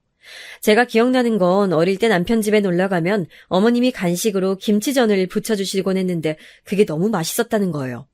그리고선 다음에 또 놀러오라며 집에 가는 길에 아이스크림이라도 사 먹으라고 용돈을 쥐어주시기도 했죠. 제 기억에는 정말 좋은 분이셨어요. 시아버지는 항상 일하시느라 바쁘셔서 한 번도 뵌 적이 없었지만 남편 집에 걸려있던 가족 사진을 봤을 때는 푸근하고 인자해 보이는 인상이셨어요. 그래서 나중에 남편과 사귀게 되고 결혼을 결심하게 됐을 때 어릴 적 봤던 남편 집 가족 사진에 있던 시부모님 모습을 떠올리니 안심이 되더라고요. 결혼 전 시댁에 인사드리러 갔을 때였어요. 시부모님은 꽃바구니와 선물을 싸들고 온 저를 너무나도 반갑게 맞아주셨습니다. 특히 어머님은 네가 우리 형준이 어릴 때 놀던 그 아이구나. 정말 예쁘게 잘 컸네. 라고 하시면서 좋아하셨어요. 아버님도 속 좋게 허허 웃으면서 예뻐해 주시고요. 제가 생각했던 것처럼 시부모님 두 분 다 성격이 너무 좋아 보이셔서 이 결혼 생활 순탄하게 흘러갈 수 있겠구나 하고 생각했습니다. 그렇게 남편과 결혼을 한 후 서울 외곽에 신혼집을 마련하여 살게 됐습니다. 시댁은 지방에 있어서 좀 멀긴 했지만 시부모님과 친해지고 싶은 마음에 매주 주말마다 내려가서 있다 왔어요. 갈 때마다 항상 저를 반갑게 맞이해 주셨고요. 저희는 시댁에 갈 때마다 그 주의 특별 요리라면서 메뉴를 정해서 재료를 사가지고 갔어요. 그리고 어머님 아버님은 앉아서 쉬시라고 한 후 저랑 남편이 잘하지도 못하는 실력으로 열심히 요리를 내서 어머님 아버님께 대접해드리곤 했죠. 제가 만들었지만 솔직히 별로 맛이 없는 음식인데도 너무 맛있게 드셔주시고 칭찬도 많이 해주셨어요. 좀 더 맛있게 해드리고 싶었는데 요리도 못하는 제 손만 탓할 뿐이었죠. 아무래도 막내 며느리라고 어머님 아버님이 좀 더 저를 예뻐해 주셨던 것 같기도 해요. 남편은 형 둘과 터울이 좀 있어서 제 위로 형님 두 분은 결혼하신 지 꽤 됐거든요. 큰 형님네는 애들이 벌써 중학생이었고 작은 형님네는 5살, 7살 아이 둘을 키우고 계셨죠. 주말에 시댁에 가면 작은 형님네 아이들이 놀러와 있는 경우가 많았어요. 작은 형님 내외가 주말마다 아이들을 시댁에 맡기고 두 분이서 놀러 다니시더라고요.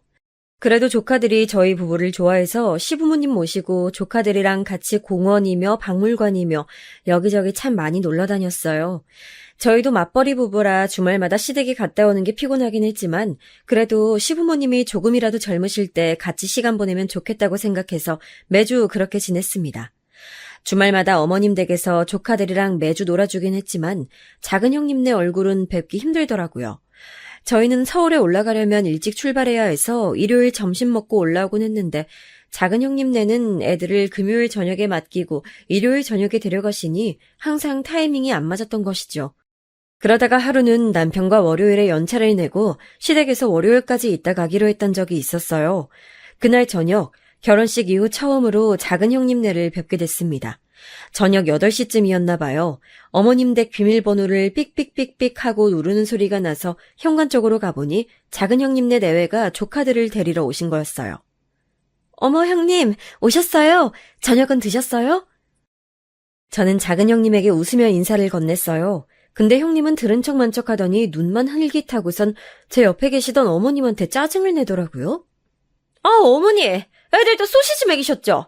제가 그러지 마시라고 했잖아요. 이런 식품 자꾸 먹이지 마시라고요. 아, 어머니가 이러시면 제가 어떻게 마음 놓고 애들을 맡겨요? 아유, 예은 엄마, 미안해. 애들이 용 다른 반찬은 안 좋아해서. 안 그래도 애들 먹이려고 나물이며 잡채며 이것저것 해놨는데 한 젓가락 먹더니 안 먹더라고. 다음엔 다른 반찬 다시 만들어 볼게. 걱정하지 말고 어여 가, 얼른. 어머님은 미안해하는 얼굴로 조카들을 형님한테로 떠미시더니 늦었으니 얼른 가라며 손을 흔드셨습니다. 작은 형님은 결혼식 때 간단하게 인사만 하고 그 이후로 오늘 처음 뵀는데 생각보다 쌀쌀 맞으시더라고요. 형님이 저렇게 쌀쌀 맞게 하는데도 옆에 있던 아주버님은 신경 쓰는 기색 없이 애들만 데리고 휙 가버렸어요. 솔직히 보는 제가 다 민망하더라고요. 현관문이 닫힌 후 어머님 얼굴을 보니 왠지 씁쓸한 표정이셨어요. 전 어머님이 신경 쓰여 말을 걸었어요. 그런데 형님네는 오셔서 식사도 안 하고 그냥 가시나 봐요. 저녁이라도 드시고 가면 좋을 텐데. 쟤는 원래 저래. 내일 출근해야 돼서 바쁘다고 저러는 거지 뭐. 신경 쓸 거 없다, 아가야. 아유, 참. 어머님 말씀으로는 매주 항상 저런다고 하더라고요. 주말마다 부부가 어딜 그렇게 둘이서만 돌아다니는지 애들은 어머님한테 덜렁 맡겨두고 고마워할 줄도 모르는 사람들이었어요. 저 같으면 바빠서 식사할 시간이 안 되면 적어도 애들 봐주셔서 감사한 마음에 과일이라도 사들고 올 것 같은데 여태까지 어머님이 주말마다 애들 봐주신 게 3년 동안 단 한 번도 손에 뭘 들고 온 적이 없었다고 하네요. 그리고 남편에게 얘기를 들어보니 형님은 또 어찌나 까다로운지 애들 맡기는 입장이면서도 먹는 거 입히는 거 하나하나 어머님한테 잔소리하고 순하신 우리 어머님은 거기에 또 말대꾸도 못하고 그래 내가 미안하다 하면서 살았다네요. 우리 어머님이 사실 허리도 안 좋으시고 선천적으로 몸이 약하신 편이라 평일엔 거의 누워 계시거든요. 조카들 오는 주말에만 기운내서 애들이랑 놀아주는 건데 정말 너무하다는 생각이 들었어요. 그러고 나서 몇 주 후 결혼하고 첫 명절이었어요. 명절 전날 시댁에 내려와 보니 큰형님 댁가 와 계시더라고요. 중학생이던 애들은 공부한다고 안 오고 형님네 내외만 오셨어요.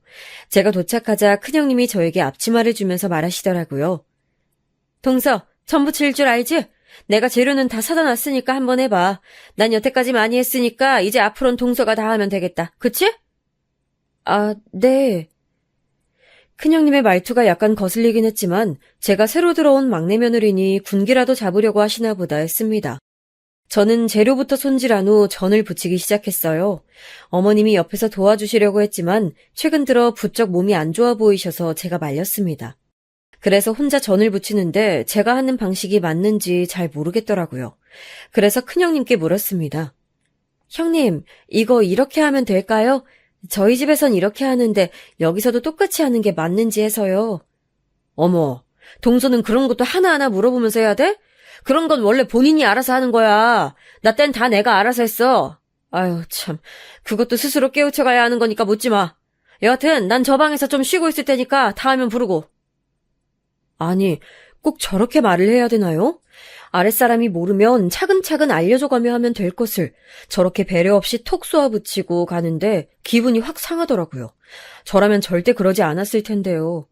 결국 어머님 아버님께 물어가며 겨우겨우 전을 다 부쳤습니다. 뒷정리도 저 혼자 다 하고요.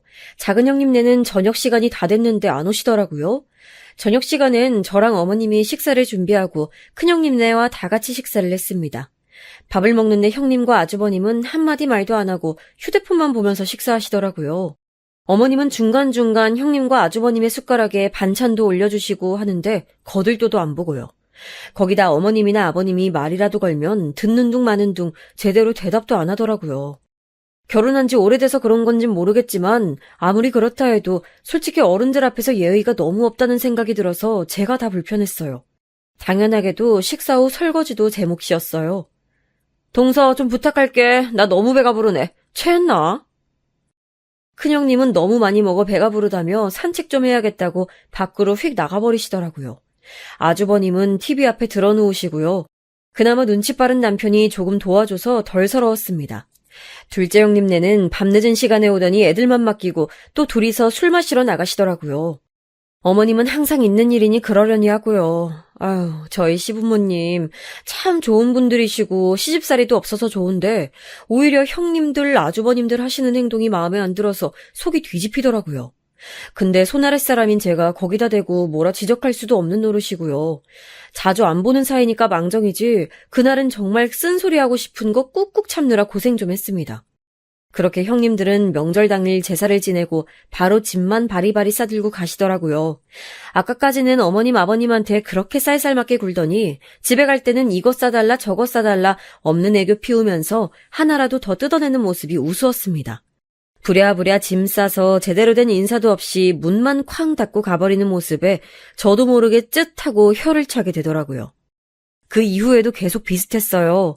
처음처럼 매주 시댁에 내려가진 못했지만 못해도 2주에 한 번씩은 내려가려고 노력했어요. 형님들은 명절 때 빼면 코빼기도 안 보이는 것도 역시 똑같았고요.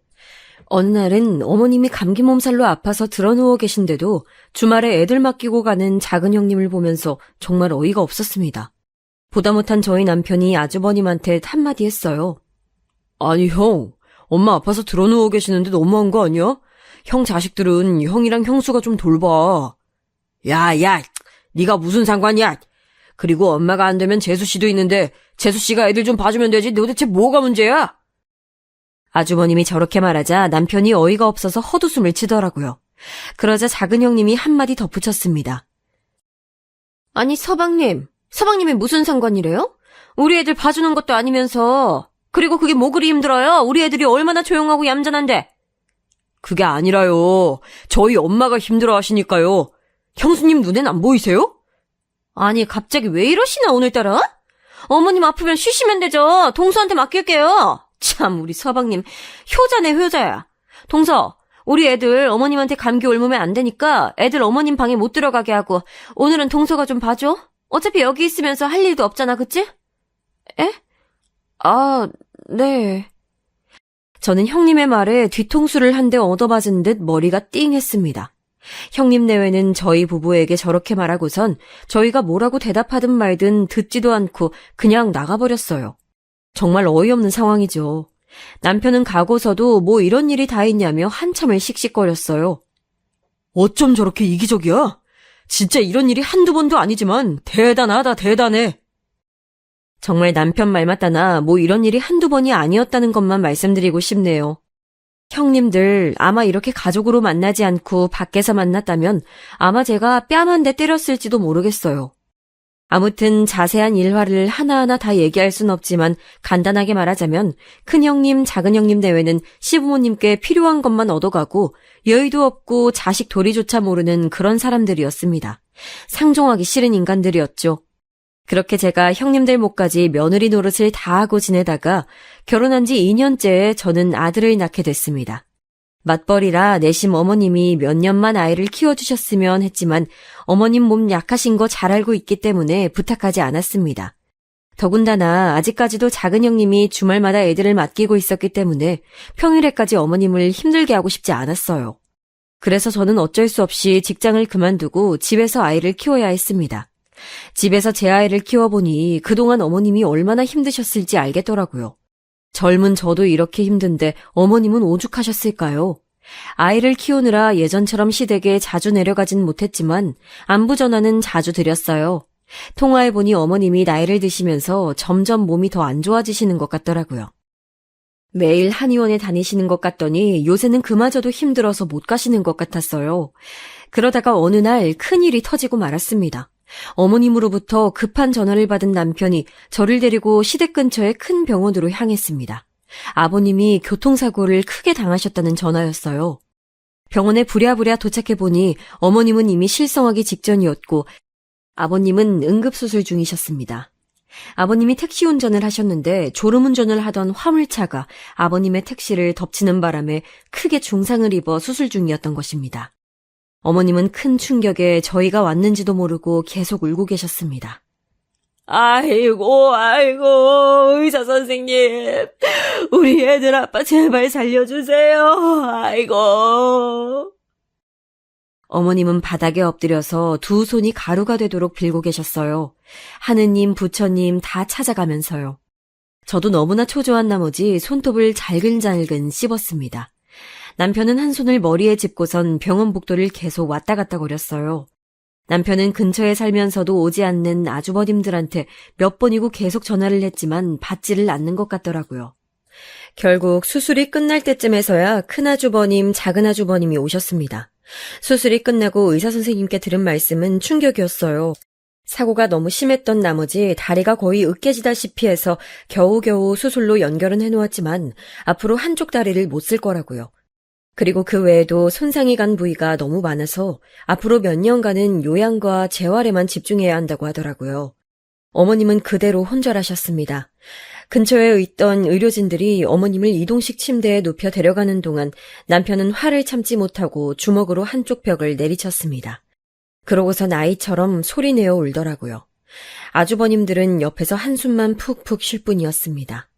앞으로 어떻게 해야 할지 정말 한치 앞이 깜깜했어요. 그 이후 아버님의 오랜 입원 치료가 끝난 후 드디어 집에 오시게 됐습니다.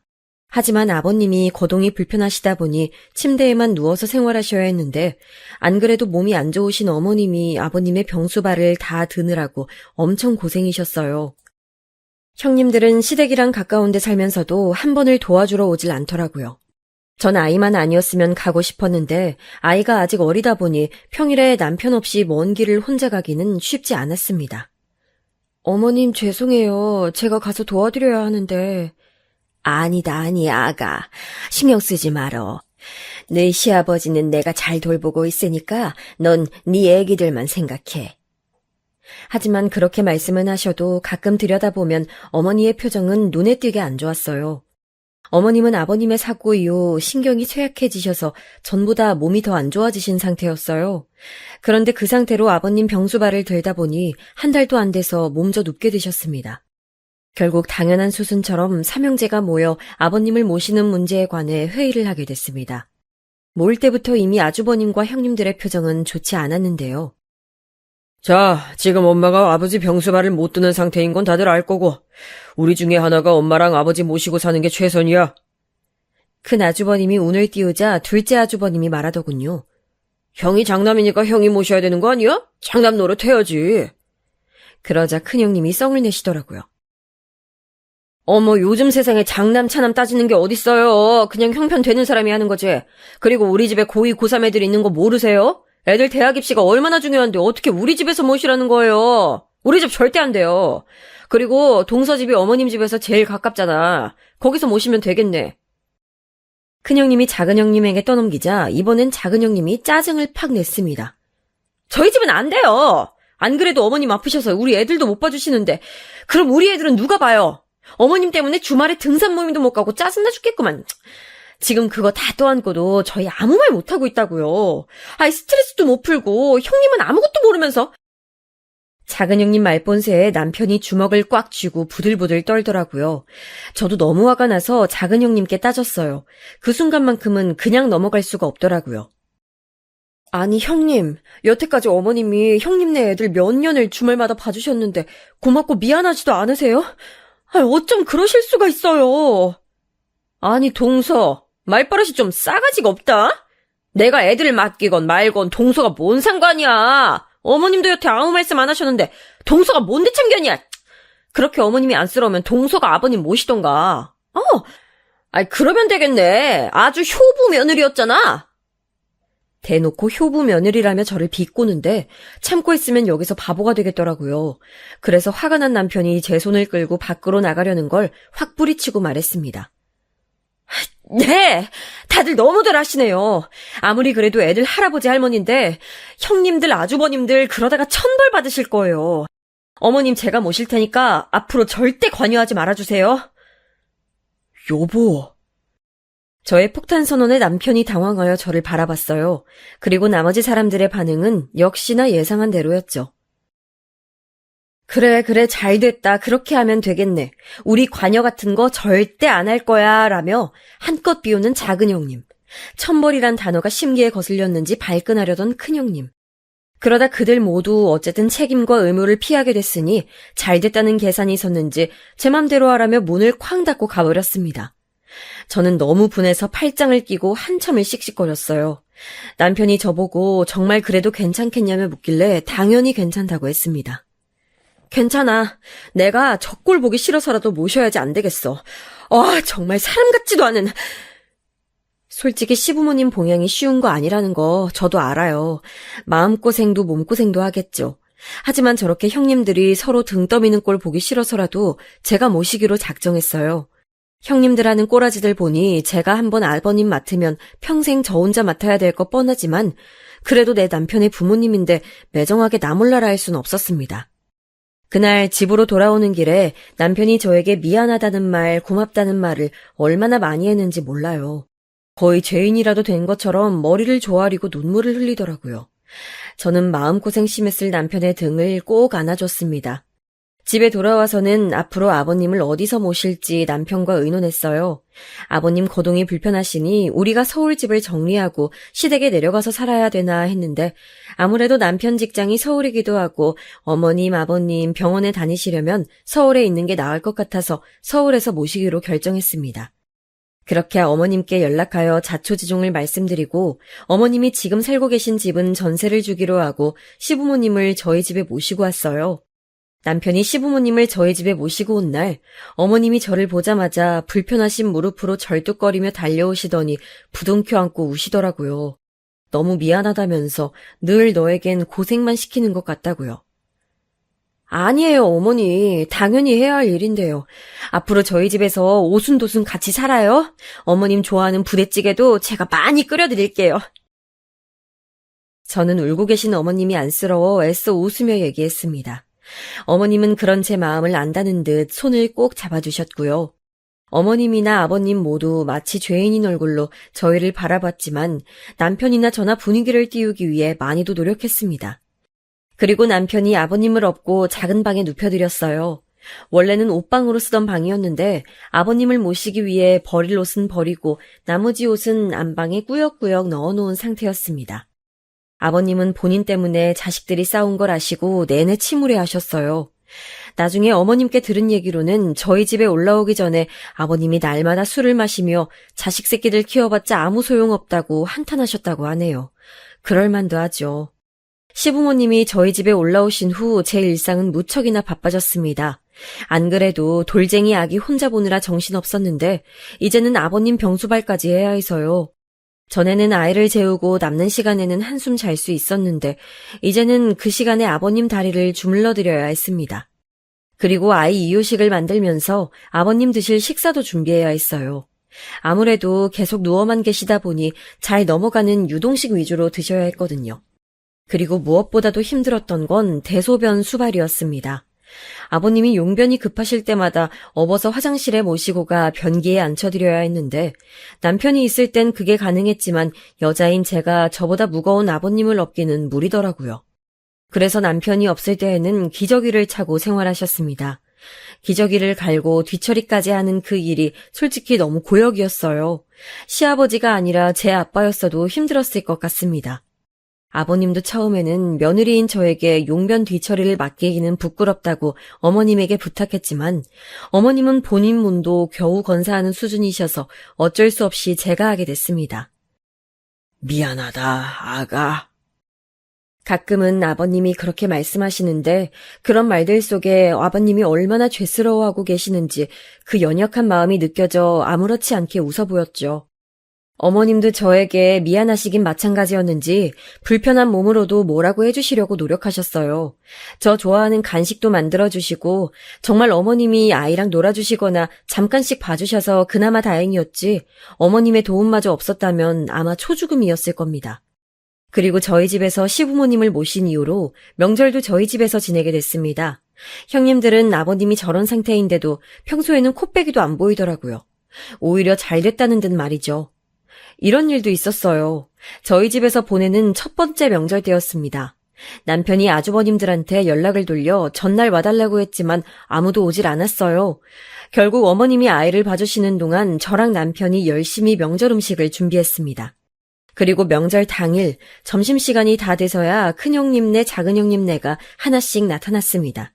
형님들은 들어와서 아버님한테 인사도 안 드리고 부쳐놓은 전이나 집어먹더라고요. 보다 못한 제가 말했습니다. 형님들, 아버님은 저 방에 계세요. 그래도 오셨는데 인사는 드리셔야죠. 아이고, 동서도 참 급하다 급해. 누가 인사 안 드린대? 작은 형님이 새침한 표정으로 입을 삐죽하더라고요. 그러더니 큰 형님이랑 같이 아버님이 계신 방으로 갔습니다. 아버님, 저희 왔어요. 이게 무슨 냄새야! 작은 형님은 코를 쥐며 인상을 찌푸렸어요. 그러더니 큰 형님이랑 눈짓을 교환하고 깔깔거리더라고요. 뒤에서 그 모습을 지켜보던 저는 속에서 천불이 나는 줄 알았습니다. 뭐 저런 인간들이 다 있나요? 아버님은 머쓱하게 웃으시고는 아무 말도 안 하시더라고요. 그렇게 다 같이 점심 식사를 한 후 과일을 내오려고 하는데 큰형님네가 갑자기 가방을 들고 일어서더라고요. 저는 큰형님네를 쳐다보며 말했습니다. 어머, 형님, 벌써 가시게요? 우리가 좀 바빠서. 뒷정리 좀 부탁할게, 동서. 그리고 이거. 지금은 이거밖엔 없어서. 형님이 내민 봉투를 열어보니 돈 10만 원이 들어있었습니다. 그동안 저희가 아버님 모시는 대신에 큰 집, 작은 집에서 생활비와 아버님 병원비를 얼마씩 보태기로 했었는데 큰형님네는 아이들 대학교 학비 때문에 쪼들린다며 보태기로 한 돈을 한 번도 보내주지 않았거든요. 그러면서 딸랑 10만 원 들고 찾아와 저에게 건네준 겁니다. 10만 원이라니 속으로는 정말 어이가 없었습니다. 학비 때문에 쪼들린다던 큰형님네는 주말마다 골프에 여행에 두 분이서 돈 잘 쓰고 다니는 거 SNS에 매일 올리시기에 다 알고 있었거든요. 좋은 집에 살고 돈 펑펑 쓰면서 시부모님 생활비, 병원비 보탤 돈은 없나 봅니다. 저는 속으로 욕하면서도 더 이상 말 섞기도 싫어 그냥 감사하다고 한 후 큰형님네를 배웅했어요. 큰형님네가 가자 작은형님네도 집에 간다고 하더라고요. 애들을 잠깐 친정에 맡겨놔서 얼른 데리러 가야 한다면서요. 그래서 그러시라고 했습니다. 다들 집에 돌아간 후 저랑 남편 둘이서 뒷정리를 했습니다. 형님들 밉지만 그래도 오랜만에 오시는 거 음식 좀 싸드리려고 넉넉하게 준비했는데 두 집 다 훌렁 가버리시는 바람에 처리해야 할 음식만 산더미였네요. 그래서 아마 그 이후에 한동안은 질리도록 반찬으로 그것들만 먹었던 것 같아요. 명절이 끝난 후 어머님은 평소보다 더 몸이 안 좋아지셨어요. 마음이 여리신 편이라 이번 명절 때 형님들 하는 꼬라지를 보고 상처를 받아 마음에 병이 생기신 것 같았어요. 그 이후로 말도 잘 안 하시고 밥도 잘 안 드셨습니다. 밤마다 열이 펄펄 끓어 응급실에 모셔간 적도 여러 번 있었어요. 아버님도 편찮으신데 어머님까지 큰일 나실까봐 너무 걱정이었습니다. 그리고 조금이나마 어머님이 아이를 봐주셔서 덜 힘들었는데 지금은 저 혼자서 모든 걸 해야 하니 정말 미치겠더라고요. 그러던 어느 날은 유난히 아이가 떼를 많이 쓰고 칭얼거리던 날이었어요. 어머님은 아파서 병원에 입원하신 상태였고 전 집에서 아이를 재우고 아버님 기저귀를 갈고 있었는데 갑자기 쿵 하는 소리와 함께 으앙 하고 자지러지게 아이가 우는 소리가 들리더라고요. 하던 걸 멈추고 바로 아이에게 달려가 보니 아이가 자다 깨서 혼자 침대에서 떨어진 거였어요. 떨어지면서 서랍장 모서리에 긁혀 이마에 생채기가 나 있더라고요. 전 우는 아이를 겨우겨우 달래고 상처난 이마에 약을 발라줬습니다. 이 뽀얀 이마에 상처가 난 걸 보니 마음이 아팠어요. 아이가 진정이 되고 잠이 들자 아버님 기저귀를 갈다가 나온 사실이 생각나 얼른 다시 아버님 방으로 갔어요. 아버님은 그 상태 그대로 누워 계시더라고요. 전 마저 기저귀를 갈면서 아버님께 말했어요. 아버님, 죄송해요. 애가 갑자기 침대에서 떨어져가지고. 아버님은 아무 말 없이 벽만 바라보시더라고요. 전 마음속에서 무언가 울컥하는 게 느껴졌습니다. 그리고선 바보처럼 엉엉 울고 말았어요. 죄송해요, 아버님. 너무 힘들어요. 저 정말 힘들어요. 아버님은 제 두 손을 잡으시더니 이렇게 말씀하셨어요. 며느라, 그만했으면 됐다. 나 이제 요양원에 보내던지 아니면 그냥 이대로 죽게 내비두렴. 이 몸뚱이가 빨리 죽어버려야지. 너네 힘든 거 이제 못 보겠다. 아버님, 그게 무슨 소리세요? 그런 말씀 마세요. 저 하나도 안 힘들어요. 하나도 안 힘드니까 앞으로 그런 말씀 절대 하지 마세요. 그렇게 아버님과 저는 부둥켜 안고 한참을 목 놓아 울었습니다. 아마도 아버님과 저 둘 다 서로의 마음이 이해되고 그래서 갑자기 울컥하는 감정이 밀려왔던 것 같아요. 시끄러운 소리에 방에 있던 아이도 깨서 빽 하고 울고 한참을 집이 떠나가라 울었습니다. 그 일이 있고 나서 전 최대한 힘든 티를 내지 않으려고 노력했어요. 저야 사지가 멀쩡하니 뭐든 할 수 있지만 아무것도 할 수 없이 누워 계신 아버님 심정은 더 힘드실 것 같아서요. 하지만 잠잠하게 흘러가던 집에 한 가지 우환이 생기고 말았어요. 어느 날부터인가 어머님의 몸 상태가 별로 좋지 않더라고요. 처음엔 소화가 안 되고 자꾸 체하시더니 어느 순간부턴 음식을 드시지 못하셨습니다. 병원에 들려 검사를 받자고 했는데도 아니라며 자꾸 고개만 내저으셔서 남편이 억지로 어머님을 병원에 끌고 갔는데 검사 결과가 상당히 충격적이었습니다. 어머니는 이미 말기 암 환자였고 시한부의 삶으로 들어가신 지 오래였습니다. 어떻게 가까이 모신 어머니의 태가 그 지경이 될 때까지 몰랐던 건지 자식인 남편은 말할 것도 없이 저 역시 깊은 죄책감에 시달렸습니다. 어머님, 지금이라도 얼른 치료받고 항암도 하시고 하셔야 돼요. 하지만 막상 당사자인 어머님은 담담하셨어요. 저와 남편이 뭐라도 하자고 시도라도 해봐야 한다고 동아줄을 붙잡듯 건네는 말들에도 고개를 내저으셨어요.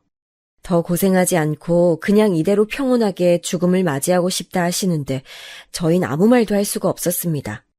항상 저를 따스하게 대해주시던 어머님의 온정이 생각나 얼마나 가슴이 아팠는지 이럴 줄 알았다면 좀 더 잘해드리는 건데 어머니 몰래 이불을 뒤집어 쓰고 얼마나 울었는지 모릅니다. 하지만 어머니를 잃을 거란 슬픔보다 저희를 더 분노하게 했던 일이 일어났습니다. 남편이 아주버님들에게 어머니 소식을 전했나 봅니다. 그런데 거기에 대응하는 자식들의 반응이었죠. 한꺼번에 우르르 들어와선 빼꼼히 어머니 상태를 한번 보더니 그냥 머쓱하게 있다 가더라고요. 그리고 치료하지 않고 이대로 보내드린다는 말에 안심도 하는 것 같더라고요. 치료가 다 돈이 되니까요. 사람 같지도 않은 것들. 그날 밤 저와 남편 모두 그 말을 한참이나 웅얼거렸습니다. 그리고 그러던 어느 날 어머님은 오래 버티지 못하고 한밤중 신음소리를 끙끙 흘리다 그만 세상을 떠나고 마셨어요. 어머님의 장례식 날 얼마나 울었는지 모르겠습니다. 아버님은 불편한 몸으로 장례식에도 참석하지 못하셔서 스스로를 자책하며 매일 밤 눈물로 보내셨어요. 전 그런 아버님을 보면서 어머님의 상실에 괴로워하실 아버님을 위해 지금보다 더 정성껏 모셔야겠다고 다짐했습니다. 그리고 어머님이 돌아가신 후 몇 년이 지났습니다. 아버님은 몸이 많이 좋아지셔서 이제는 목발을 짚고 조금씩 걸어 다닐 수 있게 되셨어요. 제 아이도 이제는 학교를 다니고 아버님도 조금씩 걸을 수 있게 되니 저도 한결 편하더라고요. 지금은 이제 잠도 푹 자고 낮에 조금씩 여유 시간도 생겼습니다. 형님들은 어머님이 돌아가신 후 거의 발길을 끊었어요. 처음 1, 2년은 명절 때라도 왔었는데 이제는 명절 때도 돈만 달랑 보내고 오질 않았습니다. 형님들은 그렇다 쳐도 자식들인 아주버님들까지도 그러더라고요.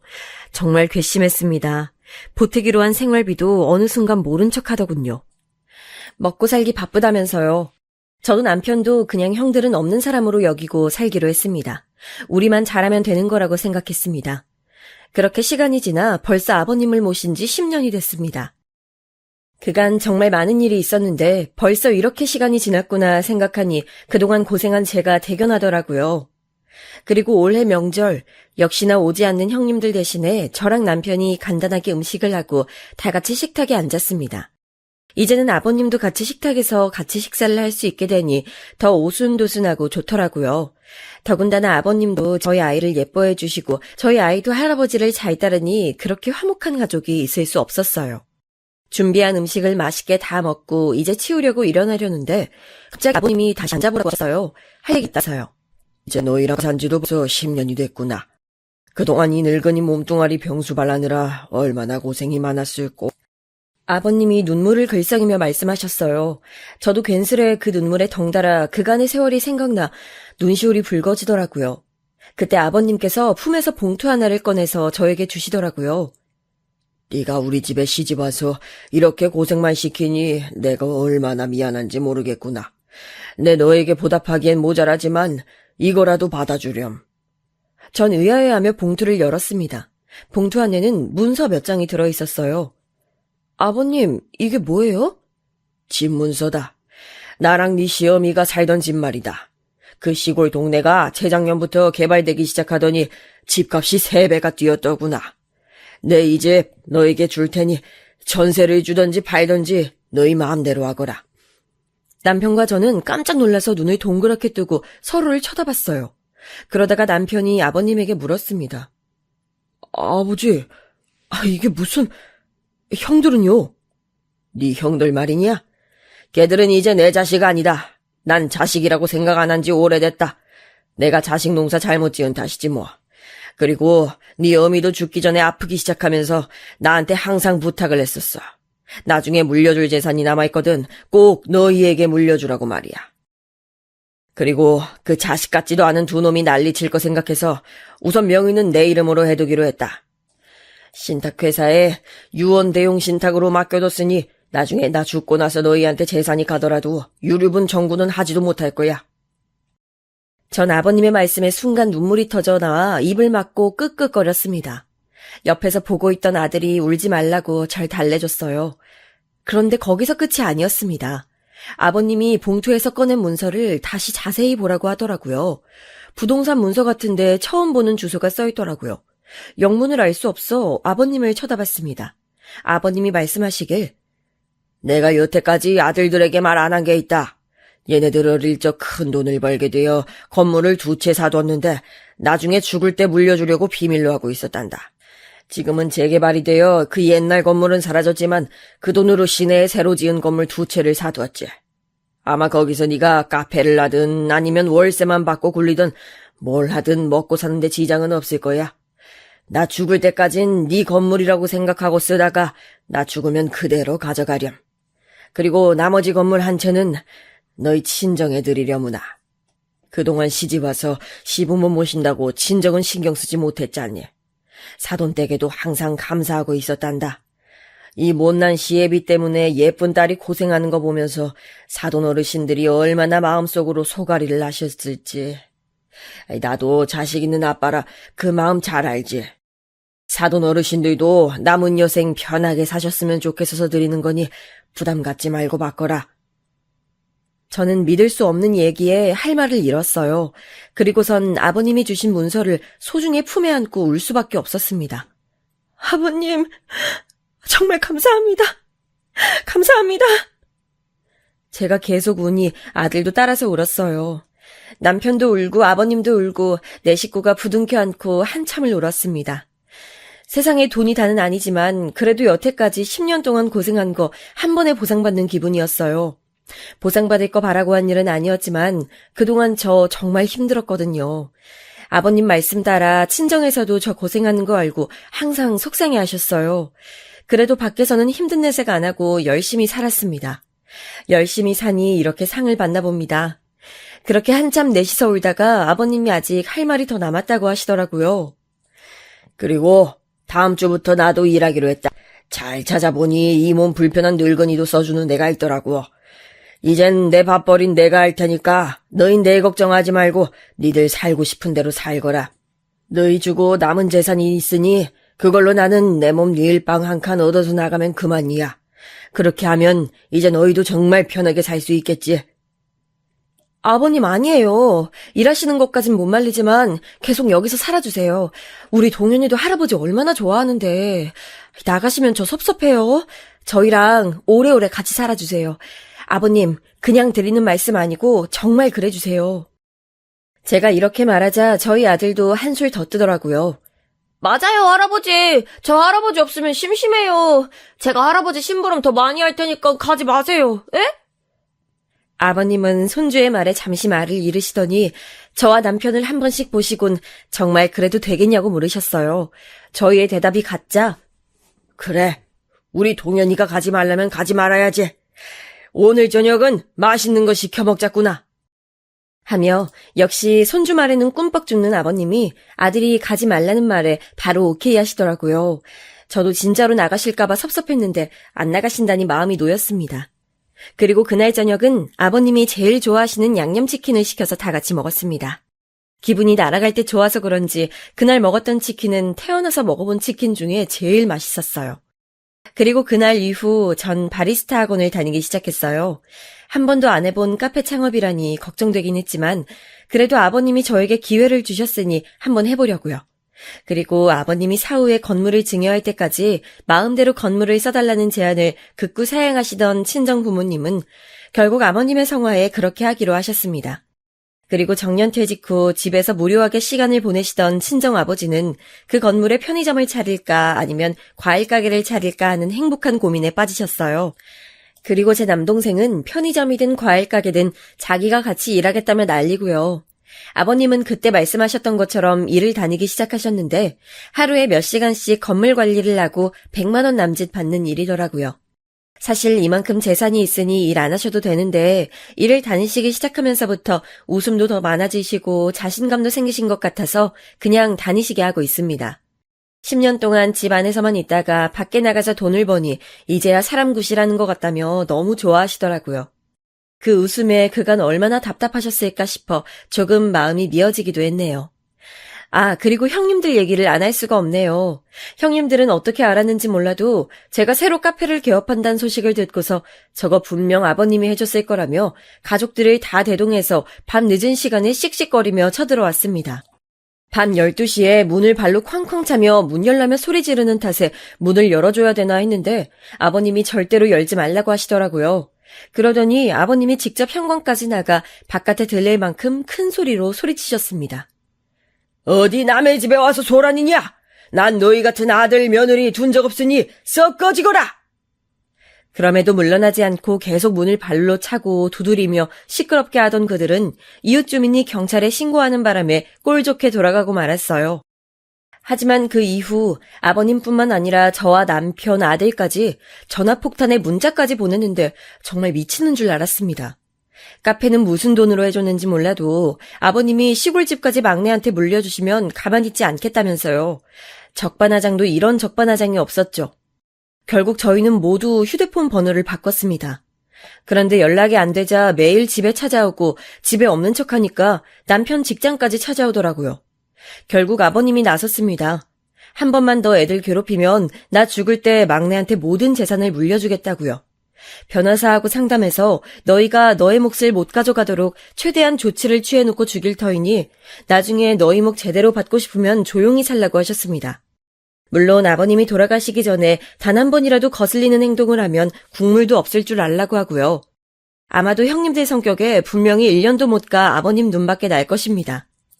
그러고 한 달 정도 지났는데 아직까진 잠잠하네요. 형님들이 건물 두 채에 대해서는 모르고 계셔서 그나마 다행입니다. 이제는 제 일만 신경 쓰려고요. 오늘은 카페 인테리어를 위해 인테리어 업체와 계약을 하고 왔습니다. 이번 달 중순부터 인테리어를 시작하기로 했어요. 이왕 하는 거 제대로 해보자 하고 인테리어 업체 선정에도 꽤 많은 공을 들였습니다. 열심히 알아본 만큼 결과물이 잘 나왔으면 좋겠네요. 저도 10년 넘게 가정주부로 살면서 애 키우랴 아버님 병수 받들랴 고생하며 살았더니 제 가게가 생긴다는 사실에 괜히 설레고 그러네요. 이제 다음 달 초쯤 인테리어 공사가 끝나고 카페를 오픈하게 되면 또다시 바빠지겠죠. 그래서 이번 주 주말에는 아버님 모시고 가족끼리 동해에 다녀오기로 했어요. 아버님이 바다를 본 지 너무 오래되었다고 하셔서 겨울바다 구경하러 가려고요. 가족여행 간다는 말에 신난 아들을 보니 가슴이 뿌듯하고 너무 행복합니다. 힘들었던 10년간의 생활 끝에 이런 행복이 저에게 일어난 이 모든 기적 같은 일들이 꿈이 아니라 현실이라는 게 아직도 실감이 안 나지만 앞으로 저도 누군가에게는 기적을 선사할 수 있는 사람이 되기 위해 열심히 살아보려 합니다. 저의 이야기는 여기까지입니다. 막내 며느리로서의 저의 삶 어떠셨나요? 얘기가 많이 길었죠. 저에게 이렇게 기적이 일어난 것처럼 여러분의 삶에도 따뜻한 한 줄기 햇살 같은 좋은 일들이 일어나길 기원합니다. 어제도 참 추웠는데요. 추운 날씨에 건강 유의하시고 행복한 하루 보내시길 바랍니다.